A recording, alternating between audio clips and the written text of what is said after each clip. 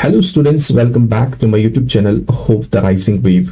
तो आज का टॉपिक जो हम डिस्कस करेंगे वो डिस्कस करेंगे magnetic effect of electric current. ये चैप्टर हम स्टार्ट करेंगे। इसमें इंपॉर्टेंट टॉपिक्स हम डिस्कस करेंगे जो कि बोर्ड्स एग्जाम के लिए बहुत ज्यादा इंपॉर्टेंट है। तो magnetic effect of electric current इस हेडिंग से ही हम स्टार्ट करते हैं। तो यहां पर इस चैप्टर में क्या बताया जा रहा है कि there is a magnetic effect that you can create a magnetic effect just because of electric current. Magnetic effect जो है ड्यू टू मैग्नेटिक मटेरियल भी क्रिएट होता है, लेकिन हमारे पास जैसे कि हमारे पास एक इंपॉर्टेंट मैग्नेटिक मटेरियल है लोडस्टोन के आसपास मैग्नेटिक इफेक्ट क्रिएट होता है। या हम सिंपल भाषा में कहेंगे कि हमारे पास एक बार मैग्नेट है, उसके आसपास मैग्नेटिक इफेक्ट क्रिएट होता है, मींस मैग्नेटिक फोर्स वो एक्सर्ट कर सकता है। इसी तरीके से इलेक्ट्रिक करंट की वजह से भी ऐसा होता है। ये हम पढ़ेंगे कि किस तरीके से यहां पर ये वजूद में आया। देखो, अगर हमारे पास एक सपोज ये हमारे पास बार मैग्नेट है, this is north pole and this is south pole, और हमें पता है कि नॉर्थ पोल से फील्ड लाइंस निकलेंगी, मींस मैग्नेटिक फील्ड लाइंस निकलेंगी और एंटर हो जाएंगी या टर्मिनेट, दो की टर्मिनेट यहां पर नहीं होती है, और जाएंगी कहां तक, साउथ पोल तक, मींस नॉर्थ पोल से निकलेंगी और साउथ पोल की ओर जाएंगी। इसी तरीके से यहां पर भी नॉर्थ पोल से निकलेंगी और साउथ पोल की ओर जाएंगी। तो these are the field lines. ये रिप्रेजेंट करती हैं कि इसके आसपास हमारे पास एक इमेजिनरी स्पेस है। क्या है? मेरे पास एक स्पेस है, ठीक है कि नहीं? उस स्पेस में ये रीजन है। क्या है? रीजन है। अच्छा, ये रीजन है तो ऑब्वियसली ये भी स्पेस ही होगा। अब स्पेस का मतलब क्या है कि यहां पर 3 डायमेंशनल की बात कर रहे हैं। इस बार मैग्नेट के आसपास पूरा 3 डायमेंशन आप देखेंगे, इस डायरेक्शन में पूरा आप एक इमेजिन करेंगे कि इसके आसपास एक स्फीयर है। क्या है? जस्ट समझाने के लिए, ऐसा कुछ नहीं है, स्फीयर है जो कि 3 डायमेंशन में। सिर्फ ऐसे ही फील्ड नहीं है यहां और यहां डायरेक्शन में, यहां डायरेक्शन में नहीं, इधर हमारे पास 3 डायमेंशनल में हमारे पास फील्ड लाइंस है, मींस एंटायर रीजन में हमारे पास एक फील्ड है। जिस फील्ड में अगर मैं मैग्नेटिक मटेरियल रखूंगा, क्या रखूंगा, मैंने सपोज ये मैग्नेटिक मटेरियल रखा, ये बार इस मैग्नेटिक मटेरियल पे एक फोर्स एक्सर्ट करेगा। क्या करेगा? फोर्स एक्सर्ट करेगा, जिसकी वजह से हमें यह पता चलता है कि बार मैग्नेट जो है वो अपने आसपास एक मैग्नेटिक इफेक्ट क्रिएट करता है। क्या करता है? मैग्नेटिक इफेक्ट क्रिएट करता है, जिसको हम एक्सप्लेन करते हैं मैग्नेटिक फील्ड के बेसिस पर, और मैग्नेटिक फील्ड को हम एक्सप्लेन करते हैं on the basis of magnetic field lines. So magnetic field line simple हमारे पास एक रिप्रेजेंटेशन है, एक पिक्टोरिकल मॉडल है जो हमें रिप्रेजेंट करवाता है कि मैग्नेटिक फील्ड का जो नेचर होगा या मैग्नेटिक फील्ड जो होगा वो किस तरीके का हो सकता है। अगर इस बार मैग्नेट के आसपास सपोज मैं यहां पर क्या रख रहा हूं, मैग्नेटिक नीडल, जो कि हमारे पास एक कंपास नीडल होता है। जो ही मैंने ये कंपास, सपोज हमारे पास मैग्नेटिक नीडल सपोज यहां पर है, तो यहां तक इस बार मैग्नेटिक का फील्ड है, इसके बाहर ये फोर्स एक्सर्ट नहीं करवाता है, मतलब किसी और ऑब्जेक्ट पे फोर्स एक्सर्ट नहीं करता है। ये है मेरे पास मैग्नेटिक नीडल। क्या इसकी वजह से ये मैग्नेटिक नीडल डिफ्लेक्ट होगा? हमने देखा ये डिफ्लेक्टेड नहीं हो रहा है। अब हमने आहिस्ता आहिस्ता काम किया, मैंने इसको एंटर किया यहां पर, इसके इनसाइड, इस फील्ड के इनसाइड, तो मैंने देखा ये डिफ्लेक्ट कर रहा है। या तो इस डायरेक्शन में डिफ्लेक्ट करेगा या इस डायरेक्शन में डिफ्लेक्ट करेगा, डिपेंड है कि हमारे पास ओरिएंटेशन जो है, हमारे पास बार मैग्नेट का ओरिएंटेशन क्या है। समझ आ रही है मेरी बात? तो मतलब ये है कि अगर ये मैग्नेटिक एलिमेंट, मींस ये जो हमारे पास मैग्नेटिक नीडल जो था, जब वो इस फील्ड के बाहर था तो ये डिफ्लेक्ट नहीं कर रहा था, मतलब इस पे कोई भी फोर्स एक्सर्ट नहीं हो रही थी। इसी तरीके से जब हमने इसको एंटर किया इस फील्ड के अंदर, तो हमने देखा ये डिफ्लेक्ट करने लगा। तो इसका मतलब ये है कि इस पे फोर्स एक्सर्ट हो रही है। हो गया हमारे पास कि एक मैग्नेट जो है वो किसी मैग्नेटिक मटेरियल पे, क्योंकि बार ये हमारे पास मैग्नेटिक मटेरियल है, मैग्नेटिक नीडल किसी भी मैग्नेटिक मटेरियल पे फोर्स एक्सर्ट कर सकता है, मींस अपने आसपास एक फील्ड क्रिएट करेगा जिसमें वो मैग्नेटिक मटेरियल जैसे कि मैग्नेटिक नीडल पे फोर्स एक्सर्ट करेगा, जिसकी वजह से डिफ्लेक्ट हो रहा है। या हम उल्टा ऐसे भी कह सकते हैं कि अगर मैग्नेटिक नीडल इस स्पेस में डिफ्लेक्ट हो रही है, वो डिफ्लेक्शन शो कर रही है, तो इसका मतलब है उस पर मैग्नेटिक फोर्स एक्सर्ट हो रहा है। अब हम आ जाएंगे यहां पर हमारे पास, लेकिन मैग्नेटिक इफेक्ट क्रिएट हो रहा है इलेक्ट्रिक करंट से, बार मैग्नेट से नहीं। ये कैसे हुआ? ओरस्टेड ने कहा कि अगर मेरे पास, ओरस्टेड ने क्या कहा कि अगर मेरे पास कोई भी, हमारे पास एक कंडक्टर है, क्या हमारे पास एक कंडक्टर है, उसके थ्रू हम करंट फ्लो करवाएंगे। क्या करवाएंगे? करंट फ्लो करवाएंगे। जो ही इसके थ्रू करंट फ्लो होगी, ध्यान रखना अच्छे तरीके से, जो ही इसके थ्रू करंट फ्लो होगी, तो ओरस्टेड ने क्या कहा कि मैंने इसके आसपास एक मैग्नेटिक नीडल रखा। क्या रखा? मैग्नेटिक नीडल रखा। पहले मैंने यहां पर कोई भी पोटेंशियल डिफरेंस क्रिएट नहीं करवाया, मींस मेरे पास जब करंट जो था वो जीरो था, उस टाइम पर मैग्नेटिक नीडल डिफ्लेक्ट नहीं कर रहा था। लेकिन जो ही मैंने करंट फ्लो करवाई इस कंडक्टर के थ्रू, तो ये मैग्नेटिक नीडल जो है डिफ्लेक्ट करने लगी, सपोज इस डायरेक्शन में, सपोज एक डायरेक्शन में। लेकिन फिर मैंने एक और काम किया, मैंने करंट का डायरेक्शन चेंज किया। मैंने क्या किया? करंट का डायरेक्शन चेंज किया, बैटरी के टर्मिनल्स चेंज किए, तो मैंने करंट का डायरेक्शन चेंज किया, तो मैंने देखा फिर से ये मैग्नेटिक नीडल डिफ्लेक्ट हो रही है, लेकिन अपोजिट डायरेक्शन में। तो मैंने यहां पर क्या कहा कि यहां पर पोलैरिटी क्रिएट हो रही है। मतलब एक, अगर हम डायरेक्शन, करंट की डायरेक्शन, पहले तो सबसे पहली चीज, अगर करंट फ्लो हो रही है किसी कंडक्टर के थ्रू, तो उसकी वजह से मैग्नेटिक नीडल डिफ्लेक्ट हो रहा है, प्लस हमारे पास दो डिफरेंट डायरेक्शन में फ्लो, डिफरेंट डायरेक्शन में डिफ्लेक्ट हो सकता है जब हम करंट की डायरेक्शन को चेंज करेंगे। उसने यही चीज रिजेंबल किया इसके साथ, जैसे यहां पर होता है, अगर हमारे पास नॉर्थ पोल है, साउथ पोल है, तो मैग्नेटिक फील्ड आसपास होगी, तो उसकी वजह से ये पर्टिकुलर डायरेक्शन में डिफ्लेक्ट होगा। लेकिन हम चेंज करेंगे तो ये डिफरेंट डायरेक्शन में डिफ्लेक्ट होगा। तो यहां पर कहा कि हमारे पास जो करंट फ्लो हो रही है, ये मेरे पास करंट कंडक्टर है, इसके थ्रू करंट फ्लो हो रही है, अगर इसके आसपास में मैग्नेटिक नीडल रख रहा हूं, वो डिफ्लेक्ट हो रही है, तो इसका मतलब ये है कि उस पे, क्योंकि मैग्नेटिक नीडल पे वही फोर्स एग्जर्ट होगी जो मैग्नेटिक इन नेचर होगी, तो इसलिए उसने कहा कि यहां पर जो करंट फ्लो हो रही है, इसकी वजह से आसपास मैग्नेटिक फील्ड क्रिएट हो रहा है, जिसकी वजह से इस मैग्नेटिक नीडल पे क्या हो रहा है? फोर्स एग्जर्ट हो रहा है। तो यहां से हमें क्या मिला? यहां से हमें क्या आइडिया मिला? यहां से हमें सिंपल एक कंक्लूजन मिला जो आपको याद रखना है। एक ही चीज आपको याद रखना है, वो क्या है हमारे पास? when electric current flows through a conductor, बस इस ओरिजिनल एक्सपेरिमेंट आपको एग्जाम में नहीं आएगा। यहां पर सिर्फ एक कंक्लूजन जो है हमें यहां से मिला, एक कंसेप्ट मिला, वो आपको ध्यान रखना है, और यही एंटायर पूरे चैप्टर में इस्तेमाल होगा। जब मेरे पास एक करंट फ्लो होती है, जब मेरे पास करंट फ्लो होती है किसी भी कंडक्टर के थ्रू, उसके आसपास मैग्नेटिक फील्ड प्रोड्यूस होती है। क्या होती है? मैग्नेटिक फील्ड प्रोड्यूस होती है। बस ये ध्यान रखना है, इतना ही ओरस्टेड ने कहा।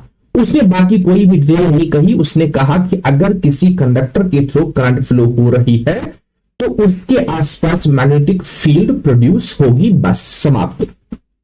आपको एक पॉइंट याद रखना है, ये हमें इस्तेमाल होगा, कि अगर मेरे पास ये करंट कैरिंग कंडक्टर है, क्या है? करंट कैरिंग कंडक्टर है, जिसके थ्रू करंट फ्लो हो रही है, अभी मैंने अपवर्ड डायरेक्शन में फ्लो करवाया, इसके आसपास जो मैग्नेटिक फील्ड होगी वो ऑब्वियसली वेक्टर क्वांटिटी होगी। उसका डायरेक्शन क्या हो सकता है, उसको मैग्नीट्यूड कैसे निकालेंगे वो हम आगे देखेंगे, क्योंकि ओरस्टेड ने वो नहीं कहा, इसने सिंपल कहा मैग्नेटिक फील्ड प्रोड्यूस होगी इसके आसपास, करंट कैरिंग कंडक्टर के आसपास। अब सबसे पहली चीज हम देखेंगे डायरेक्शन, ये हमें आगे यूज होगा। तब हमने ये क्लास 10th में भी पढ़ा है कि मेरे पास अगर ये करंट कैरिंग कंडक्टर है जिसमें करंट फ्लो हो रही है इस डायरेक्शन में, अपवर्ड डायरेक्शन में, तो इसके आसपास ऐसे मैग्नेटिक फील्ड क्रिएट होगी।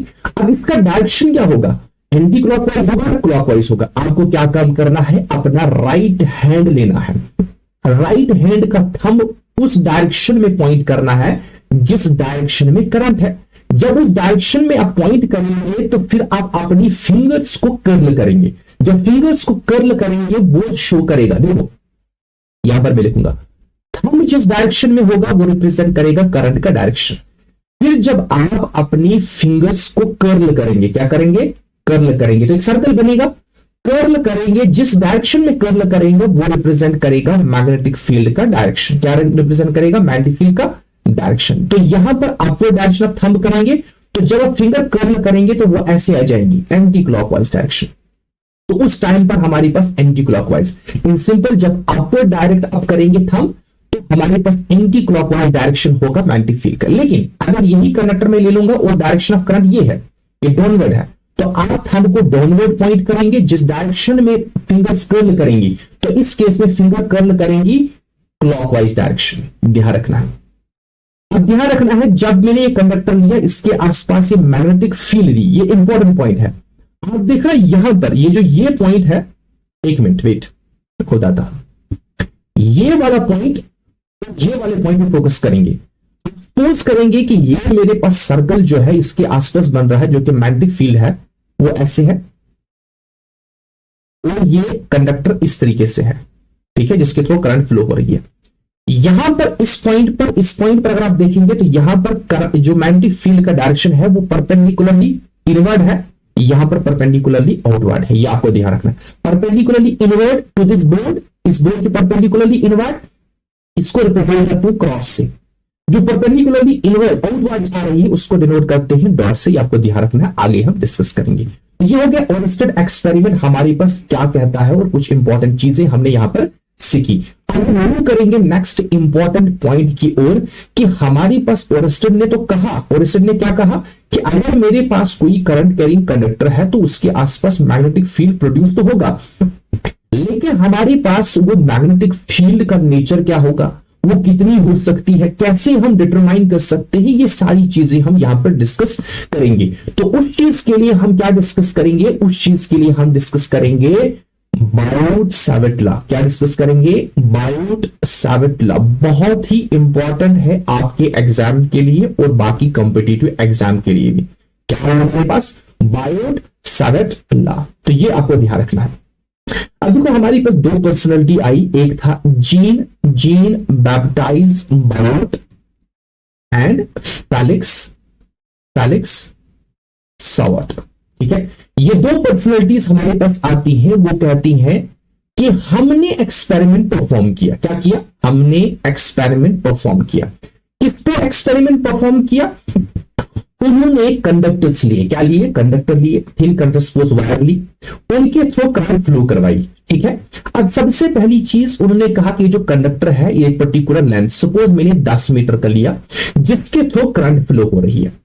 उन्होंने क्या काम किया, उन्होंने यहां पर लेंथ भी चेंज किया, करंट भी चेंज किया। उसके बाद इसके आसपास सपोज यहां पर इस पॉइंट पर मैग्नेटिक फील्ड निकालना होगा, इसके आसपास जो पॉइंट है वो भी वेरी किए आसपास, कभी इधर रखा, कभी इधर, कभी इधर, कभी इधर, एक्सेट्रा। फाइनली वो कंक्लूजन पे आ गए, उन्होंने कहा कि जो हमारे पास मैग्नेटिक फील्ड प्रोड्यूस होगी due to current flowing through conductor, current के बीच में और हमारे पास करंट जो करंट फ्लो हो रही है और उसके आसपास जो मैग्नेटिक फील्ड क्रिएट हो रहा है, उन दो के बीच में एक इंपॉर्टेंट रिलेशन है। क्या है, एक इंपॉर्टेंट रिलेशन है, और वही रिलेशन जो है बन गया लॉ। क्योंकि लॉ क्या रिप्रेजेंट करता है, लॉ तो हमेशा रिप्रेजेंट करता है रिलेशन बिटवीन फिजिकल क्वांटिटीज। जो फिजिकल क्वांटिटीज किसी के साथ जब हम मेजर करते हैं तो उन फिजिकल क्वांटिटीज के बीच का रिलेशन क्या होगा उस चीज के साथ, तो वो हम डिस्कस करते हैं यहां पर। वो हम यहां पर डिस्कस करते हैं किसमें, लॉ में, कि किसी भी फिजिकल क्वांटिटीज के बीच का रिलेशन क्या है। तो देखो हमारे पास बायोट-सैवर्ट लॉ जो हमारे पास है वो हम कैसे डिस्कस करेंगे, किस तरीके से वो अप्रोच हुए। उन्होंने कहा कि हमारे पास अगर कोई भी करंट कैरिंग कंडक्टर है, ये मेरे पास करंट कैरिंग कंडक्टर है जिसका कोई लेंथ, सपोज लेंथ L है। ठीक है, अब सपोज हमने क्या करना है कि इसके आसपास जो भी करंट फ्लो हो रही है, मतलब इसके थ्रू करंट फ्लो हो रही है I, तो इसके आसपास मैग्नेटिक फील्ड होगा। क्या होगा, मैग्नेटिक फील्ड होगा। उन्होंने कहा कि सपोज हम पॉइंट ले रहे हैं, ये पॉइंट P है यहां पर, ये हम इस डायरेक्शन में भी लेंगे, इस डायरेक्शन में हम देखेंगे किस तरीके से हम कंप्लीट एक्सप्लेन करेंगे। तो मैंने क्या कहा, यहां पर बायोट-सैवर्ट ने एक करंट कैरिंग कंडक्टर लिया जिसका कुछ पर्टिकुलर लेंथ होगा, उसके थ्रू करंट फ्लो हो रही है, सपोज इस डायरेक्शन में करंट फ्लो हो रही है। उन्होंने कहा कि इस एंटायर करंट जो हमारे पास ये जो लेंथ है, ये जो हमारे पास कंडक्टर है जिसके थ्रू करंट फ्लो हो रही है I, इसमें हम स्मॉल करंट एलिमेंट लेंगे जिसका नाम रखेंगे DL। मतलब अगर इसकी एंटायर लेंथ L है तो इसके स्मॉल सेगमेंट लेंगे जिसका लेंथ क्या होगा, DL। और वो जो DL होगा वो एक वेक्टर क्वांटिटी होगी। क्या होगी, वेक्टर क्वांटिटी। उसका डायरेक्शन क्या होगा, उसका डायरेक्शन वही डायरेक्शन होगा, वो करंट का डायरेक्शन होगा। मतलब अगर हम आई की डायरेक्शन में ले रहे हैं तो इसी डायरेक्शन में हमारे पास करंट एलिमेंट होगा, ये एल। अब इसको करंट एलिमेंट है, इसको करंट एलिमेंट इसलिए कह रहे हैं क्योंकि इसको हम एसोसिएट कर रहे हैं करंट के साथ। मतलब जिस डायरेक्शन में करंट फ्लो हो रही है इस सेगमेंट में, इस छोटे से सेगमेंट में, उसी डायरेक्शन में हमने डीएल भी लिए, इसलिए इसको करंट एलिमेंट कहते हैं।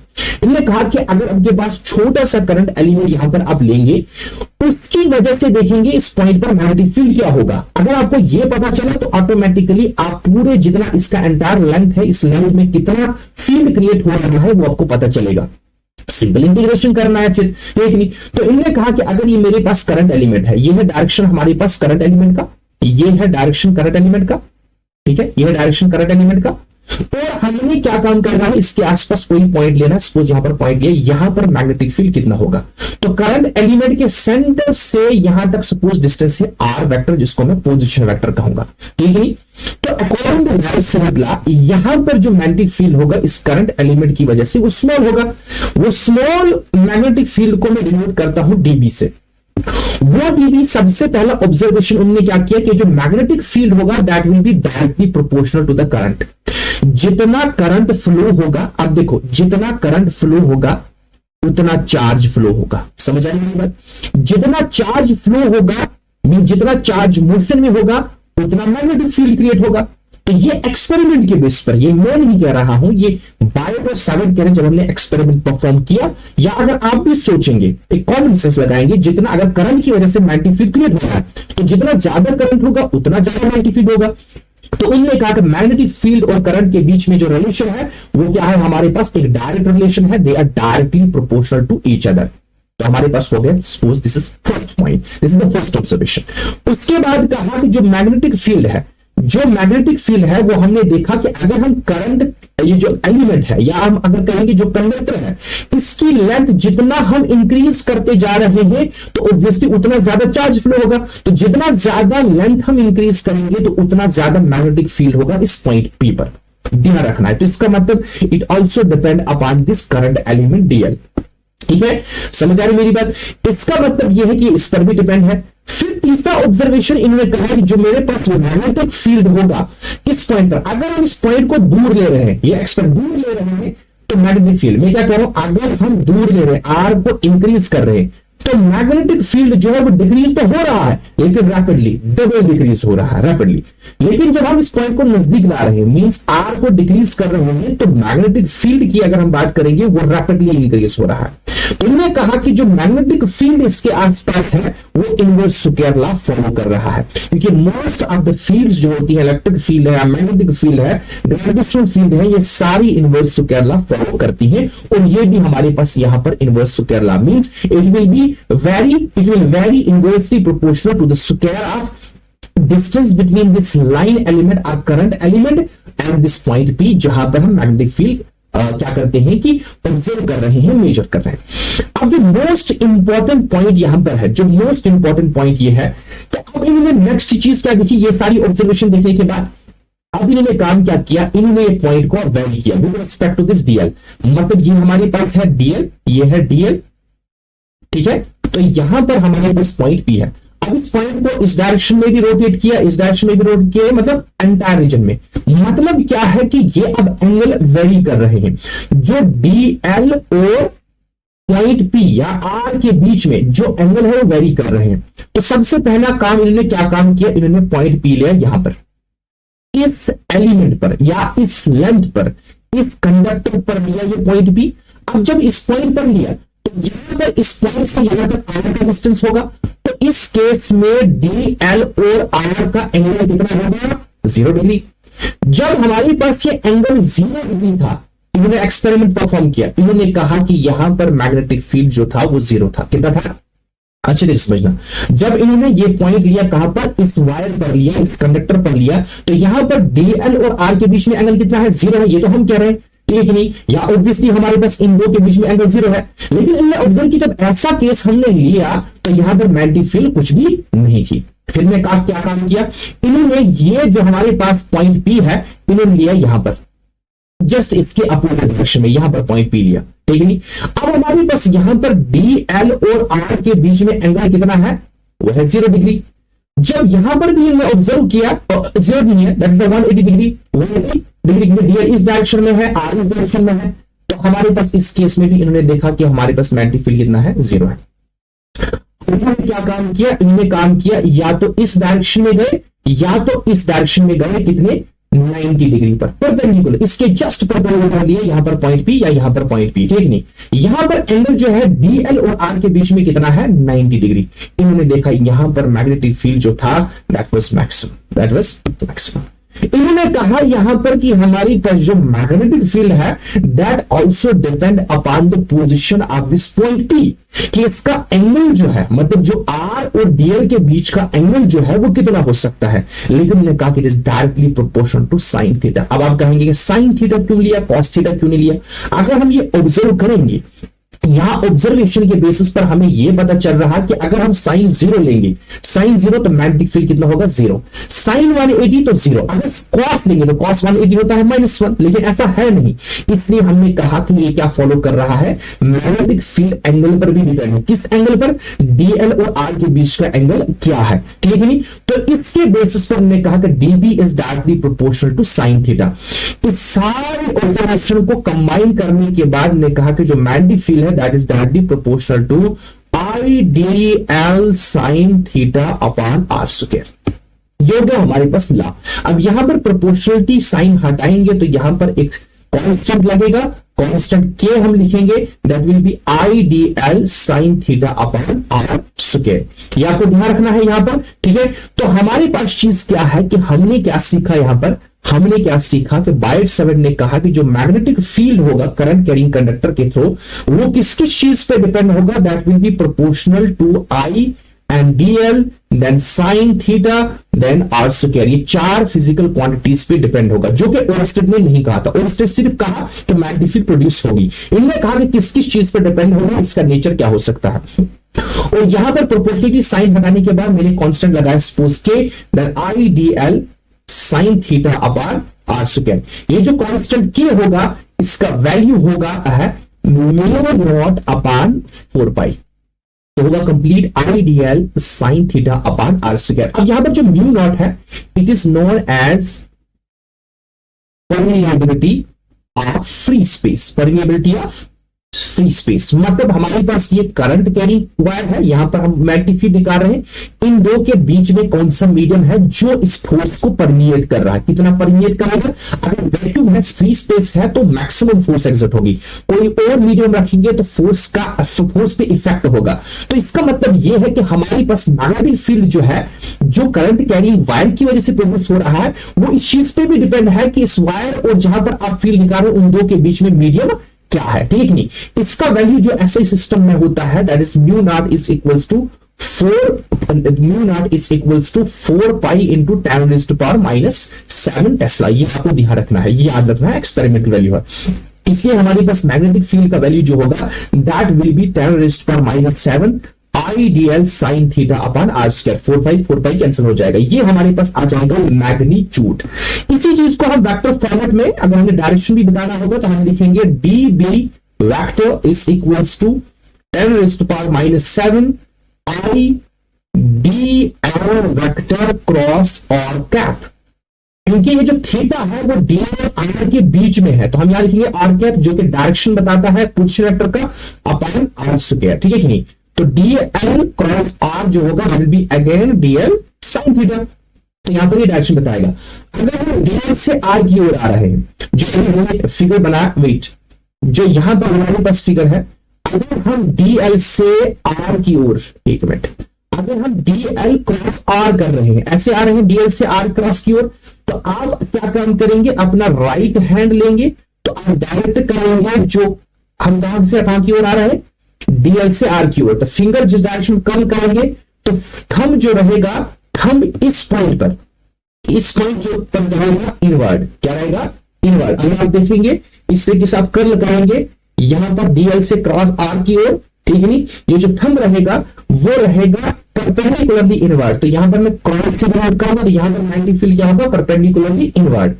अगर ये पॉइंट नहीं है, आप यहां पर पॉइंट लेंगे तो आप जाइए डीएल से आर की ओर, तो यहां से यहां की ओर जाएंगे तो यहां पर इस पॉइंट पर अगर आप देखेंगे आपका थंब जो रहेगा वो परपेंडिकुलरली आउटवर्ड रहेगा। क्या रहेगा? परपेंडिकुलर। उसको डॉट से डिनोट करेंगे। तो यही चीज हमने स्टार्टिंग पहले भी डिस्कस किया था कि अगर मेरे पास ये करंट कैरिंग कंडक्टर है, अपवर्ड डायरेक्टेड, ये करंट का डायरेक्शन अपवर्ड है, तो इसके आसपास मैग्नेटिक फील्ड होगा तो वो एंटी क्लॉकवाइज होगा। अगर आप यहां पर देखेंगे, जैसे मैंने ये पॉइंट है, यहां पर देखेंगे परपेंडिकुलरली इनवर्ड, अगर यहां पर देंगे तो परपेंडिकुलरली आउटवर्ड। तो ये हमारे पास हो गया बायट-सवर्ट लॉ। इसके इंपॉर्टेंट एप्लीकेशंस भी हम डिस्कस करेंगे कि किस तरीके से कहां पर ये यूज होता है।